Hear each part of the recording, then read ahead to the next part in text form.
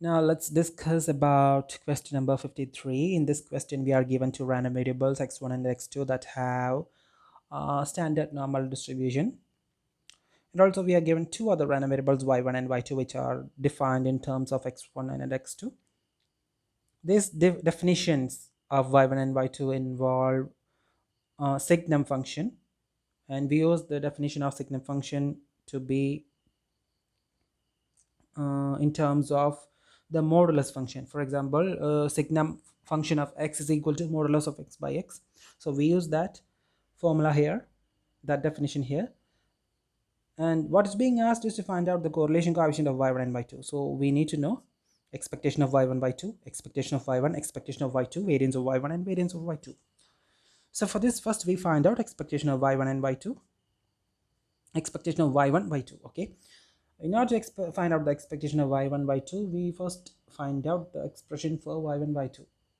Just multiply those two expressions for y1 and y2, and it turns out that y1 y2 is equal to modulus of x1 multiplied by modulus of x2.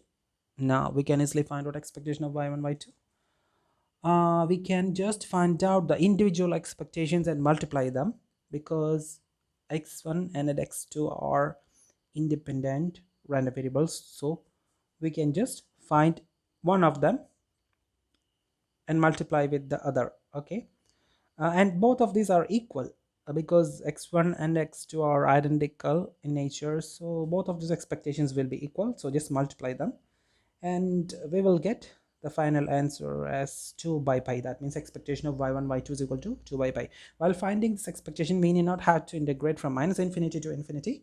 Just integrate from 0 to infinity, because the integrand is an even function. Just integrate from 0 to infinity and multiply by 2. I have done all the calculations here. Now once we have found out the expectation of y1 y2 is equal to 2 by s equal to 2 by pi, we can find out the expectation of y1 and expectation of y2. Now for that, we need to first find out the probability density function of y1, right? Also the probability density of y2 is exactly the same as that of y1, because they are identically distributed functions. So I have found out the PDF of y1 here using the cumulative distribution method.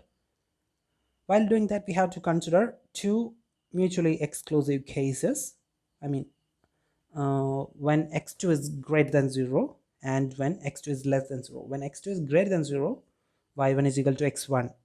When x2 is less than 0, y1 is equal to minus x1, because that is how the signum function is defined. Okay, now by the symmetry and by the symmetry of the normal distribution, we can find that y1 is actually a standard normal distribution. Similarly, y2 is also a standard normal distribution. So what is the expectation of y1 and expectation of y2? They are equal to 0. Also, the variances of y1 and y2 are equal to 1. Once we know all these values, we can easily find out the correlation coefficient, and the correlation coefficient is alpha, and it turns out to be equal to 2 by pi. So alpha is equal to 2 by pi. We are asked to find out the value of pi alpha. Pi alpha is equal to 2, so the answer is 2.